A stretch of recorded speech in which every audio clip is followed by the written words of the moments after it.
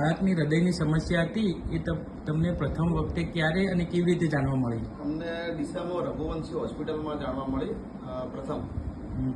પછી નિદાન પહેલા બાળકમાં કયા લક્ષણો જોવા મળ્યા હતા? શ્વાસનો બહુ તકલીફ હતી, શ્વાસનો તો લેવડાતો એવા લક્ષણો જાણવા મળ્યા. હા, બાળકની સારવાર માટે ક્યારે અને તમને કોને રિફર કર્યા હતા?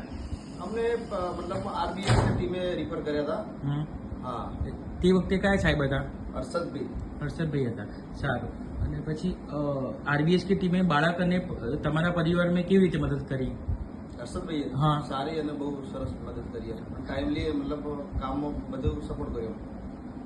બાળકની કઈ પ્રકારની સારવાર અને ઓપરેશન કરવામાં આવ્યું? હૃદયનું ઓપરેશન કરવામાં આવ્યું યુએન મહેતામાં, અમદાવાદ.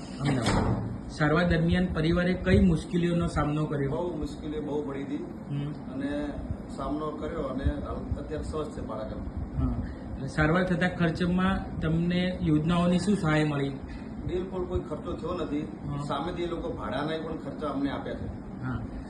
સારવાર પછી બાળકના સ્વાસ્થ્યમાં શું સુધારો જોવા મળ્યો?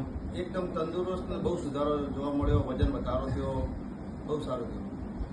હાલમાં બાળકની તબિયત કેવી છે? એકદમ સારી અને જબરજસ્ત. હવે રોજિંદી પ્રવૃત્તિઓ કેવી રીતે કરી શકે છે બાળક? એકદમ સ્વસ્થ રમે છે, એકદમ મોજમાં. અને બાળકના માતા પિતાનો સારવાર અંગેનો અનુભવ તમારા કેવો રહ્યો?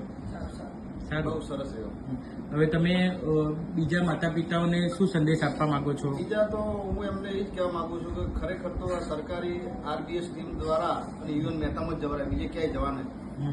તમને પહેલું ઓપરેશન જ્યારે બાળક જન્મ્યું ત્યારે 2023માં થયું હતું? 2023માં એપ્રિલમાં. હા. અને અત્યારે તમે શેનું ઓપરેશન કરાયું? અત્યારે બસ એને એક દોરો